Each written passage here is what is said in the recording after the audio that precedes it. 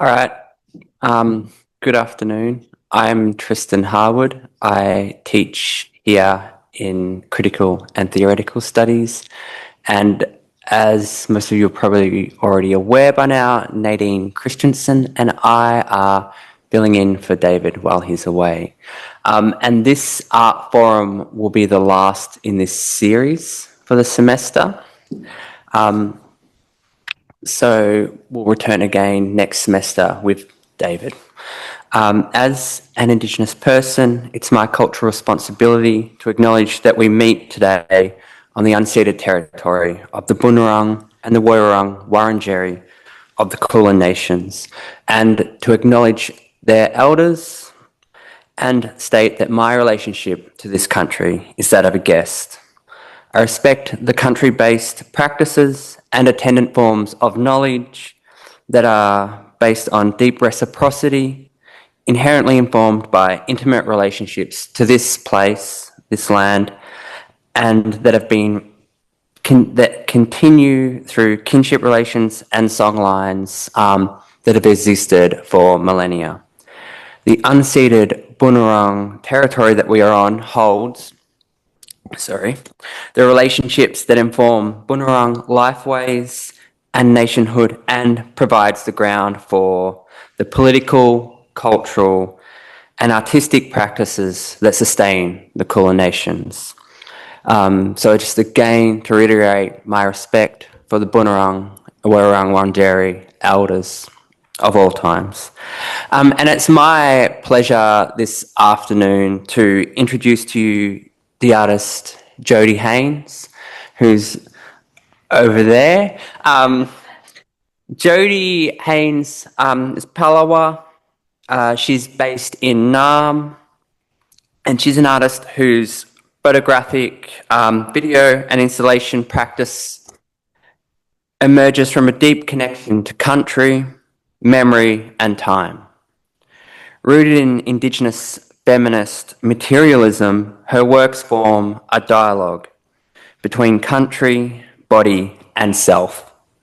Through large-scale public art, projections and photographic installations, Jody explores themes of identity, representation and the complexities of the female gaze. Her work, The Awakening, from 2023, commissioned by for ACMI and Metro Tunnels, projects a visual dialogue about renewal and remembrance, while BLAK 2023, a short film commission for Arts Centre Melbourne, pays homage to the late and wonderful Destiny Deacon and her legacy.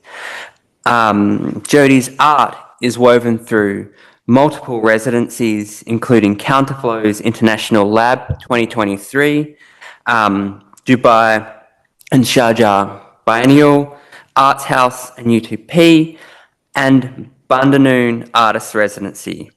She has been a finalist in prominent awards, such as IRIS Awards and Footscray Art Prize. Through all this, Jody's art remains a reflection of the personal and connection to country, memory and time. And we're especially blessed to have the opportunity to see her work in the exhibition The Ocean Remembers, which will open at Fiona and Sydney Meyer Gallery on Friday, the 30th of May, along with work by Ali Baker. So if you can join me in welcoming Jody.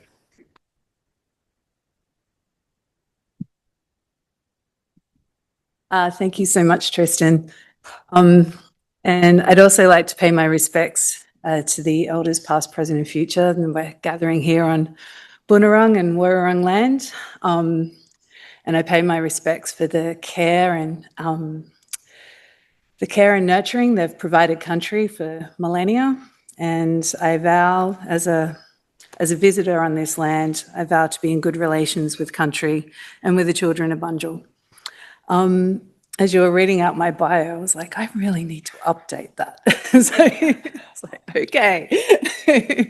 But thank you so much for coming along today. I'll just put my timer on. I'm not actually looking at my phone. I just have a habit of talking around in circles if I don't keep track of time. So as Tristan introduced me, I'm Jody Haines. I'm palawa, Tomageen, Irish, Cornish, and I grew up on Tomageen country on the northwest coast of Lutruwita in Tasmania.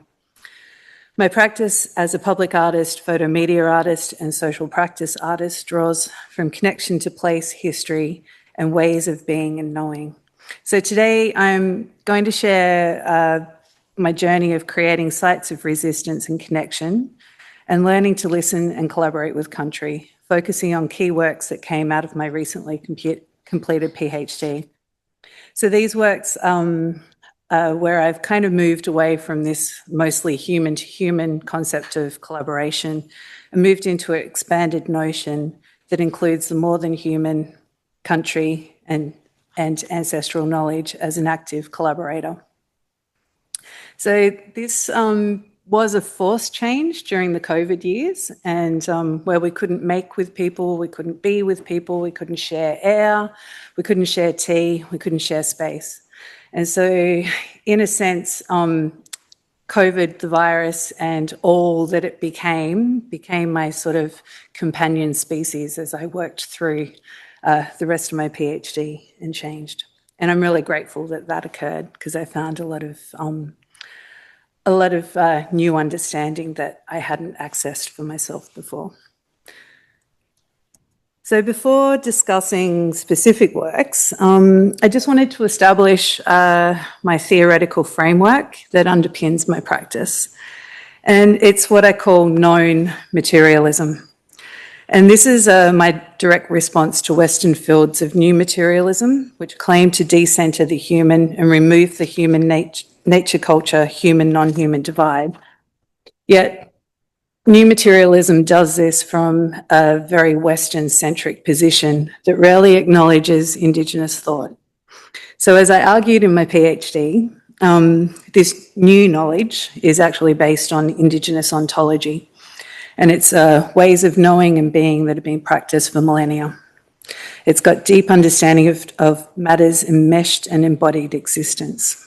So Indigenous relationality has always understood that relationships extend beyond the humans. It's spiritual, it's physical, it involves the more than human kin and human kin. So in a sense, we're from the soil, the dirt, the trees and the air. And as Vanessa Watts writes, we humans are made from the land. Our flesh is literally an extension of the soil. So with this understanding, it has been essential to Indigenous knowledge systems long before Western academia discovered it. So I'm using a lot of air quotes up here, but that's, Western academia has a way of discovering and claiming a lot of things that don't necessarily belong to them. So my methodology is called A Cuppa and a Yarn. It's really deeply rooted in personal experiences with my grandmother. And so I'm a coffee drinker. I drink a lot of coffee, multiple cups every day. Like today I've had 4. I'll probably have another 2. So it's like I do drink a lot of coffee. But whenever I'm working on projects or I'm trying to write or I'm sitting gathering with people, I drink tea. And I never really realized why that was until recently. So as a kid, I watched my nan and how she made tea and the care and the exactness that went into it. And the expression on her face when she held the cup in both hands and didn't realize anyone else was watching her. Moments of joy, pain, relief, fear, moments of planning and reflecting. These moments of centering and readying herself for the next move or for the rest of the day. So tea played out in conversations that were had around her table when aunts and daughters and sisters and friends all came in and sat with her. And the ritual of making and pouring tea created a bubble of intimacy and care that the outside world just couldn't touch. So tea was laughed over, cried over, connected over, gossiped around and shared. And so tea became this kind of centre of nurturing, caring, and I guess that sort of centering of being with people. So this is more than a kind of method. Whoops, I've just skipped a paragraph. So these memories informed how I approach collaboration and relationship building in my practice, and began back when I was working with humans to create works. And so we'd share a cup of tea, we'd get to know each other, and we'd yarn. But they've kind of morphed into how I create now with country. So now I share a cup of tea with country and we yarn. So we've kind of moved into this process. So it all starts with tea and creating a space of deep care and a space for yarning. And as we know, yarning is a form of, an Indigenous form of conversation that allows for honesty and openness to unfold through relationships. And as Bessarab and Nagandhu describe it, yarning isn't a static process, but a fluid, ongoing process, a moving dialogue interspersed in interjections and interpretations and additions. So this is more than a method, it's kind of like a ceremony. And as Bundjalung scholar Judy Atkins reminds us, with listening comes responsibility, leading to what Sean Wilson calls our relational accountability. So my practice becomes this circle of listening, learning, caring, healing, connecting, sharing, stillness, making. A ceremony grounded in ways of knowing, being, and doing, passed down through generations. So my practice is grounded in several interconnected themes that have evolved throughout my research journey, and at its core is the concept of resistance. Not as a rigid opposition, but as an ongoing, embodied entanglement that creates space for different ways of knowing and being. And so this is an image of Tomageen country in the background, made on Sisters Beach.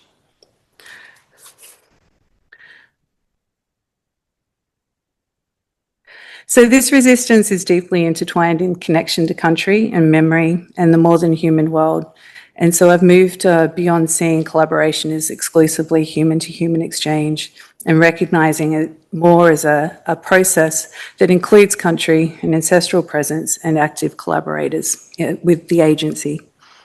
And the material memory of place has also become central to the work, exploring how physical elements of country hold and transmit knowledge across time and space. I'm interested in how these materials can help us flow between the past and the present and into the future, creating pathways through these concepts of colonial blockages and the physical and psychological barriers that prevent connection to country.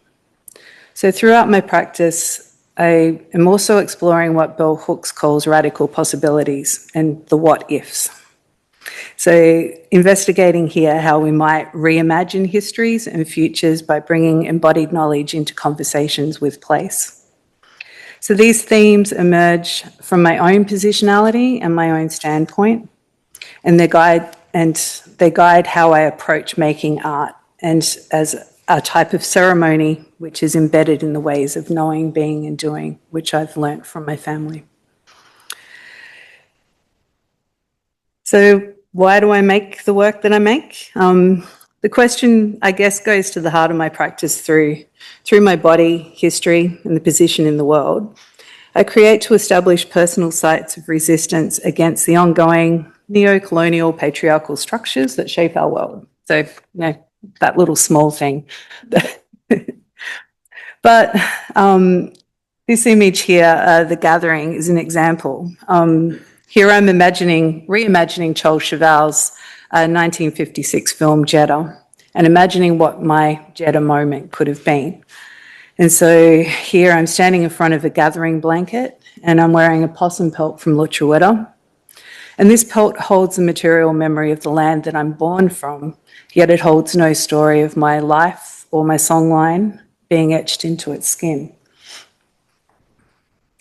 I'm blankly staring, waiting for something, missing something, longing for something.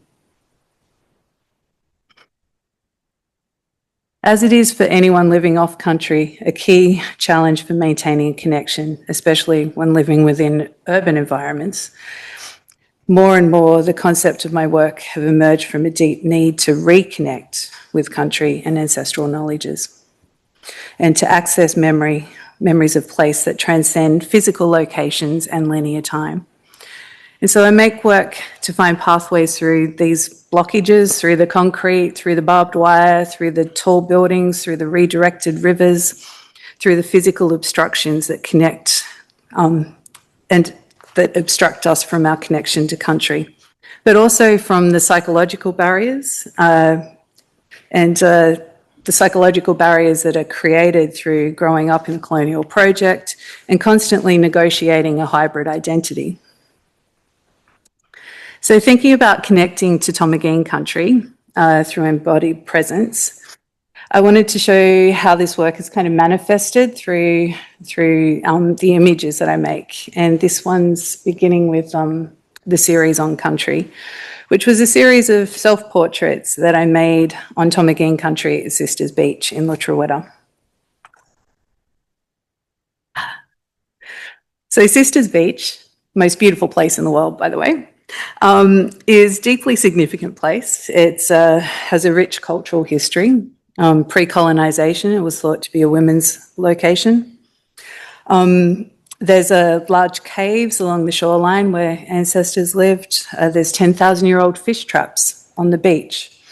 There's large middens that circle around the area. The area was sovereign long before colonisation, and the beach location has historical significance that predated the acquisition of the beach life and culture into what Aileen Morton Robinson calls the white possession.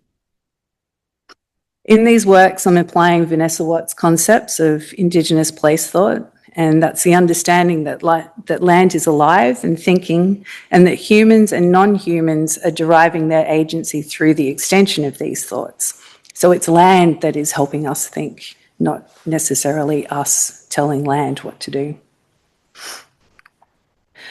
So here in these images, I'm yarning with country. I'm deeply listening and waiting, and I'm waiting, and I'm waiting, and I'm waiting. And I'm waiting for country to share something with me about how to position myself, how to be in these images, when to actually make the image.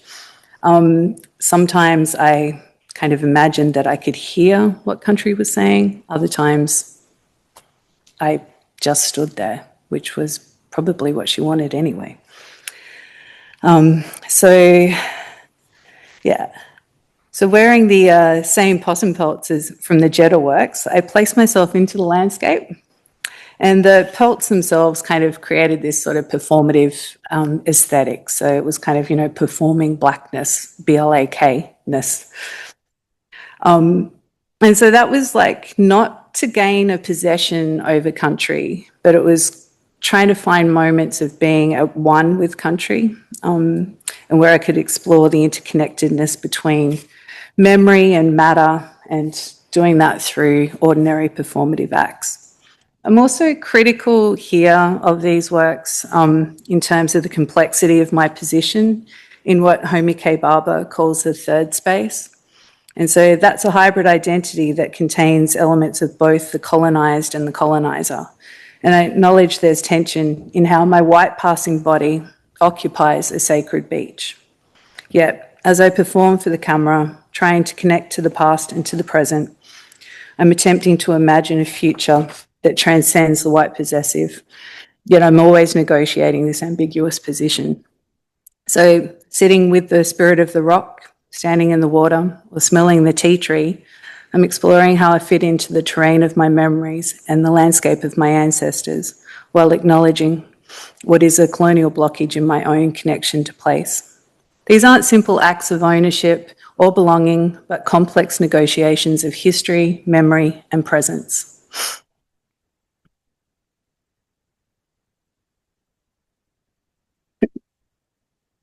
So Against the Wind represents a more kind of expansive exploration of these ideas. And this was a 7-channel projection work that had an accompanying sound work and was presented in an old church turned art space. in Footscray. So it's a colonial structure that physically embodies colonial trauma. It's an agent of dispossession, and with walls that really did smell musty, like an aging priest, and were as cold to touch as a nun's cutting words. So the work's title references the northwest coast of Lutruwita, where the wind is ever-present force that shapes and moulds all in her path. It blows from the west across the southern Indian Ocean, wrapping around Cape Grim and circling back along the strait into Rocky Cape. It blows from the south, leaving the ice fields of Antarctica and moving across the mountains, bringing shard-like particles into the north with its gusts and its blows. The mark of the wind is all along the coastline. Rock faces have been shaped into waves, and they're layered with soil and shell and sand and critters. And the wind is fierce and at times gentle.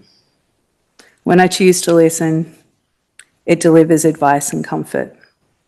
And this beautiful wind is an ever-present force that shapes and moulds all in her path. So for this work, I collaborated with two dancers, Gamilaré dancer Amelia O'Leary and Gomeroi dancer Zoe Brown-Holton, who are actually both VCA graduates from the dance stream. So Zoe and Amelia both created the movement responses to 5 prompts that I provided them, and that was for sun, earth, water, wind, and love kin. So similarities emerged out of the dances and the movements that they both produced, and I kind of attribute that to what Gunditjmara senior knowledge holder Auntie Vicky Cousins calls the slipstreams of the songlines. And so a deep connectivity that travels along the continent, but these slipstreams kind of whisper out and keep interconnecting and moving and morphing. So their contribution was projected into 6 large portals, and there were 3 on either side of the key projection. And for the key projection, I went home to Tomagene country and filmed following the same prompts that I'd given Zoe and Amelia. And through filming these, I kind of created what became a visual interpretation of my standpoint, but also really a love letter to country. So that's actually the single channel which will be showing as part of The Ocean Remembers next week. So the material memory of place with dance and country and songlines and sun and kin and water and wind, it was all manifested through the transformation of the church space itself. The installation kind of turned this musty, cold church into a space that smelt of gum and wood and waves of bird songs with rhythms of rolling ocean moving through it. The dance of ceremony became a meditative state of slowness. This multi-sensory engagement invited audiences to get out of their heads and into their bodies, to feel the work and to understand time and connection from the position of Indigenous relationality. So it also demonstrates what Melanie Yazzie and Kutcha Rising Balding describe as radical relationality. And this is a convergence of all aspects of existence as active entities influencing one another. So moving on to the idea of collaborating and making portraits, collaborative portraits with country, led me to explore creating lumen prints. And lumens are a cameraless photographic process that involves direct material engagement with place. And so the process is quite simple, yet kind of profound in the same ways. You place foliage. I place foliage that I collected on Tomagene country onto photographic paper, and then expose that paper to the sun, and then set that image in the salt water collected from the fish traps and Sisters Beach. So the process kind of Here I'm collaborating with light kin to expose the paper, leaf kin to provide the physical impression, and water kin to fix the image. And so country is not a passive backdrop in this work, it's an active participant. So it's choosing how it's engaging in this process. The prints kind of emerge through the dynamism of all these forces. It's engaged and there's no one agent that is more important than the other. So the material memory that was also embedded in the water, the salt water from the fish traps that I used to fix the images, is quite important to me anyway. It's like there's finite amount of water on the planet, and it cycles through different forms. It's sucked up into the sky, it's flowing through rivers, it becomes morning dew on waking leaves. There's multiple forms that this water becomes. But in my imagination, the water from those ancient fish traps is the closest I can physically come to touching the kin of my past while simultaneously connecting to the future. And so to borrow from Watts again, I'm made of the stuff and the soil and the spirit. So meaning also that my engagement with country needs to be one that goes beyond a casual encounter. So I need to engage with country in the same way as I would engage with my nan. So it must be ethical and it must be relational. So ethical reciprocity kind of guided this process in addressing like colonial history of material extraction by making the prints in the locations where I found the foliage rather than taking it away. So nothing was taken off country, it was all remained on country. I then placed the materials back into country with minimal disruption and fixed the prints. And after fixing the prints in salt water, I diluted that water further down so then that could eliminate any kind of chemical residue that came off the paper, which is a silver halide paper, and scattered tiny little bits of water across the sand dunes to try and have the sand dunes and the grasses and the sand to filter out any kind of chemicals so it wouldn't go back in. So the resulting prints kind of surprised me with their vibrancy and their colours and delicate impressions, and they became not just images of country, but kind of direct material connections to it for me. So the connection through material memory became very present in the project Flowing with the Future, Surviving Batman. And for this work, I scanned the lumen prints and that I'd made previously on Tomagin country, and then printed those onto fabrics. And from this fabric, I then made a series of garments that I wore in a collection of self-portraits. So the fabric became kind of a link to back home, and it kind of a material signifier of that Tomagin country and of my Tomagin ancestors. And it allowed me some sort of connection to kind of feel some sort of connection back home while I was creating on Kulin country. So the starting point for Flowing with the Future, Surviving Batman was to follow the path down the Maribyrnong River, the same route that John Batman travelled in 1835. Before he then travelled up the Birrarung to establish a settlement in Melbourne. There's my air quotes again. So this journey was pretty personal and it was pretty political for me. Batman in Lutruwita was a bounty hunter.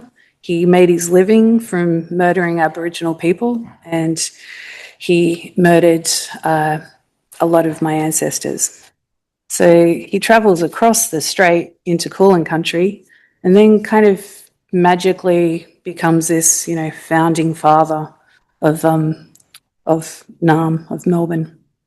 So I'm looking at, what's my kind of entanglement with this history, and how do I kind of keep growing and keep surviving despite the fact that this kind of atrocities had occurred on Tomagin country, and yet I'm living right next to the place where he first stepped foot on Kulin country. So the first image in the series, Listening to the Wind, shows me on Boonwurrung country at Williamstown, and my face is covered in the lumen print. So I'm standing beside a tree that is kind of being moulded down by the wind constantly pushing it down for however many years. So this tree is like still growing though, but it's growing horizontally. It's surviving despite the harshness of the conditions. And so when I'm looking at this, I kind of see this sort of idea of resistance and that has maintained life. Rather than standing rigid and eventually snapping, the tree's growing with but not against the wind. And so I'm thinking about the terms of my own resistance when I'm thinking about that tree and how I don't need to be rigid either. And I can find these ways of still existing and still surviving and still growing despite the harshness of the elements in my path. So standing face covered, listening to the wind. And this wind here, on a cold day, it feels like ice, having blown up from the south, and it's gusted across that choppy strait. And that's the strait that separates me from home. It's also moves from that strait into the bay and then onto the shore. So it kind of feels familiar in that sense. It has that same coldness. It has the same intensity some days. And that wind is carrying stories if I choose to listen. So the wind itself becomes a carrier of knowledge across time and space, connecting me to Tomagene country despite my physical distance.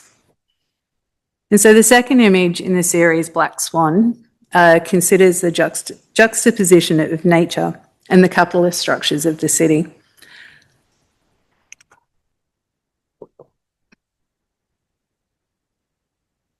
The image has a kind of symmetry and repetition with it, and it's like this peaceful collision of nature and capital that reveals deeper tensions. So I'm positioned as the subject in the river's edge and looking back over my shoulder at the viewer at what appears to be a very big look of annoyance on my face.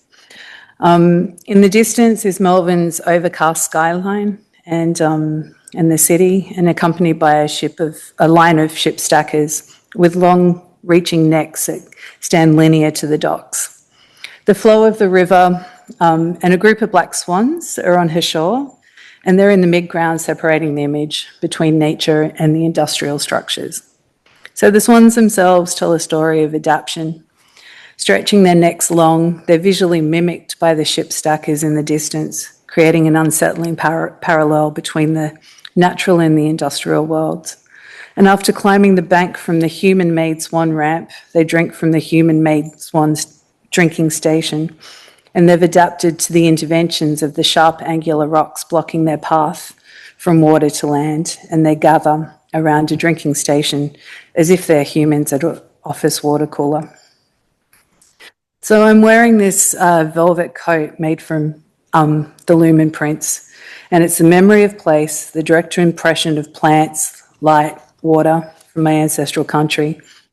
And it's worn on my body in this urban environment. And so it becomes both a shield and a point of connection, protecting me and linking me to a place despite the distance. But like the previous image, there's also a visual sense of resistance and adaptation and survival present. Despite the human intervention in shifting and redirecting her course, the river flows and supports life below the surface. Maybe the river still remembers her first encounter with Batman and her crew. The title Black Swan itself is significant, referencing the term BLAK, B-L-A-K, coined by the late great artist Destiny Deacon as an act of defiance and reclamation of identity, while acknowledging the swan's ability to thrive despite altered environments. The third image in this one is Batman's Landing. And that was made outside Footscray Community Arts, adjacent to Grimes Reserve. And so Grimes Reserve is thought to be the location where Batman first stepped foot on Kulin country. So he'd travelled down the Maribyrnong River in whatever the rowboats, whatever they're used, and then step foot on Grimes Reserve. So the city skyline here appears in the distance, yet it kind of blends into this collection of shipping containers. The visual elements these elements are visual representations of the ongoing imperial conquest that morphed into global capitalist trade. So in the midground flows the Maribyrnong River, and in the foreground I stand barefoot on a wooden pier, wearing a dress displaying another of the lumen prints. There's a conversation here between place, and that's between Tomagene country, which is carried on my body, and also standing on a colonial historical site, the Kulin country. And it's also definitely not lost on me that the material of the dress that I'm wearing is printed by a Melbourne company that uses inks imported from India and cloth imported from China. And so there's probably even some samples of this material in one of those shipping containers behind me. So I quite often question this image if it's kind of a statement of the enmeshed nature of being and living in a neo-capital monolith, or if it's a statement on what feels like the impossibility of resisting. But in this image, I kind of think that Kulin country is speaking back to me through the layers as well, and resisting the colonial blockage, which is really quite visible. So behind me, under the road, you can see there's a white ute travelling across the road there. That's a drain, and that's the last linkage between the Birrarung and the Maribyrnong rivers before, that's the last part remaining after the river was redirected. So it's usually a trickle, but when summoned by the rain, like the waters kind of rush and embrace each other, like old friends. And so the river's salty water flows with the incoming tide, and it slowly carves its path up along the riverbanks, sometimes spews forth as a flood across the plains beside it. Beneath the pier where I stand, there's a family of popping squid, and they're dipping and diving. And then there's the wind, which gently lifts the fabric of the dress, revealing the rich colours and impressions of the grasses from Tomagene country.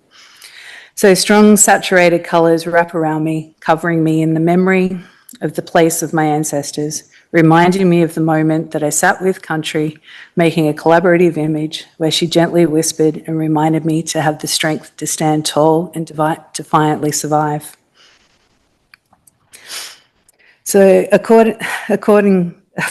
acknowledging these physical spaces of colonial blockage also led me to look inwards and for the next three portraits. And so removing the obvious kind of environmental entanglement, like of the outside space, from the previous three images, I've set up a studio and kind of tried to work through that colonial blockage within my own psyche.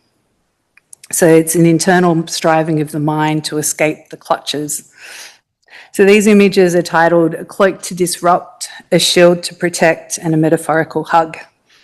And I use my body as a material actor for understanding my personal colonial scars. So the colonial blockage isn't only physical, it's societal and it's psychological. My mind is equally as constipated and backed up and scarred as the physical space around me, and the scars from racial slurs and vilifications, while at the same time growing up and being told that Tasmanian Aboriginal people no longer existed. Also growing up poor and having to negotiate identity on the margins. So these three studio images, the lumen prints, printed fabric is worn in different ways, and it's a backward jacket, creating either a hug from Tomagene country or potentially a straitjacket of what could become the madness of living in Baba's third space. It's worn as a shield protecting vulnerable parts of self, and as a cloak disrupting expected representations. The fabric carries material memory across these psychological barriers. And so these portraits are acknowledging that there are boundaries into what we can know and access, and that the colonial project has created psychological as well as physical barriers. But it also kind of reminds me of what Bell Hooks describes as how marginality nourishes one's capacity to resist, and it offers one the possibility of radical perspectives from which to see, create, and imagine new alternatives and new worlds. This final image is from a recent work, and so it's kind of looking at how post-PhD I'm still working in this context of with country, in conversation with country. And so this was projected, the title of it was We All Exist in an Interconnected Web of Entanglement. And it was projected into the wall of a disused and now urbanised quarry in Keilor East. I'd never been to Keilor East before. I thought it was a long way away, but it actually wasn't. But anyway, the quarry itself was quite a strange feeling. There was this obvious rupture on country, this scar, this symbol of colonial extraction and capital extraction. And then it was surrounded by a bunch of bushy townhouses on the side and some very old kind of suburban homes on the top. So it was quite a weird mixture. So this work was commissioned by the Centre of Projection Art to reimagine the 7-channel work against the wind. And so from that, I kind of sat with country, so looking at this kind of concept of the extraction and the scars that exist, and then created a kind of ceremony of dance and healing through interconnected song lines, light and scale.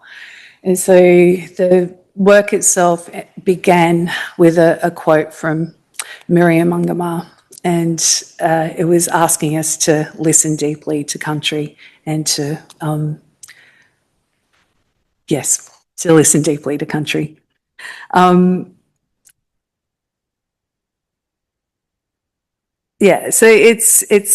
so wrapping up, the works I've kind of shared today have represented this different manifestation across my practice throughout my PhD to now.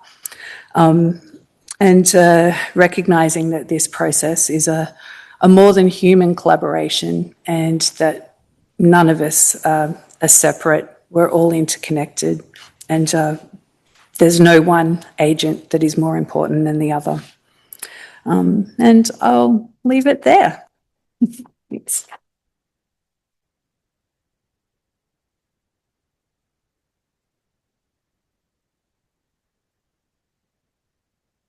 Thanks so much for that, Jody.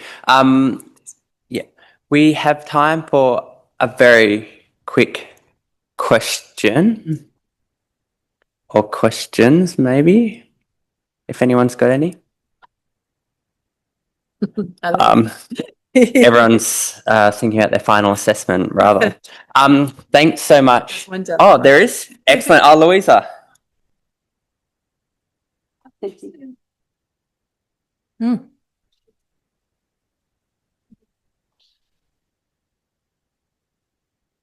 Vanessa Watts is actually talks about place thought as a concept. So Vanessa Watts is a Canadian scholar and a Bishi scholar. Really interesting works. I always get so nervous when I'm standing up and having a question. Yazzie and Baldy talk about radical relationality and how it all interconnects and how there's no kind of separation and how that kind of creates this way of imagining new existences as well. So they talk about radical relationality through water and the agency of water. Yeah. Yep. Like a log. Yeah. Simone. Such a lot to hear you present the work and the kind of thing. So thank you so much. It's very generous. I'm just thinking about the problem that we often have when we take one work and then we transpose it or translate it into another slang. Just seeing how beautiful this install is and how powerful the imagery you've got in your legs. I remember actually going there maybe years ago, but it was still burgeoning as this concept. Can you tell us about that process? What is it? How do you? What is it about? I'm imagining that you're kind of working through the positioning yourself within the site. How do you do that? Like, what is the thinking process of taking one work and the kind of shifts that a work might go through to kind of anchor into a site? Yeah, totally. Thanks. That's a great question. Yeah, so I guess a lot of my work becomes really quite site specific, not in terms of like its location, but in terms of its kind of concepts. So there'll be like the church itself, that was very much responding to the conditions which exist within a church, and then how do we kind of change that into a place of ceremony and connection, and give it re-life. The quarry itself, that was kind of, you sit there and you're kind of attuning to space. So it's, when I talk to my students about site analysis or working with a site, talk to them about attuning and physically feeling and being and knowing and tasting and thinking it, rather than like mapping out how many square meters there is of something and all those logistical moments. So with this work, it was really looking at, you know, what was happening in the quarry, the kind of, you know, the development, the influx of different monies that have come in, the colonial scar, the reflection of the water, but you could still hear the frogs, and there was like these beautiful little breezes that came through. So I was looking for connections that existed between what had been created for the church installation and what could then be sort of created here. So through making Against the Wind, which was something I didn't kind of talk about, that became very much a healing process for me as well, with kind of, you know, reconciling traumas that existed on Tomagene country historically, but also personally. So working through that as a healing process. So post that, it was amazing. So I was like, how can I transport that sense of or feeling of healing into a space that also needed healing?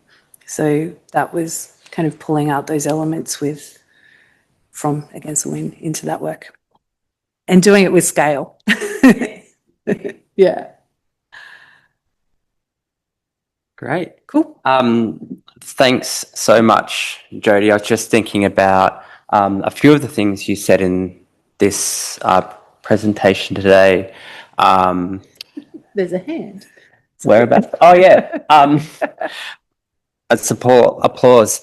But just like that, I guess there was that image you had of yourself, and you're in a silk dress, and you speak of like the kind of the material legacy of that dress, the Chinese imported fabric and the Indian inks. And I was just thinking also about the way you talk about like words and sounds touching you, and this sensuous experience of the textures of country. And that last thing you just said about attuning, right? And that made me think of something the Black poet Nathaniel Mackey says with regard to jazz music. So someone like Davis, who's playing this like brass instrument that is, you know, it's an instrument that's invented in Europe. Its materials are from elsewhere. And he says something to the fact of like he never had a crisis of identity from playing that music. And it's like, it's the sounding of that material that creates a new horizon of possibility from that material. So countries, like there's place, there's like your homeland, but there's an attentiveness in this Indigenous relationality or practice to all materials. And that really came through in your talk. And yeah, thank you so much. Thank you.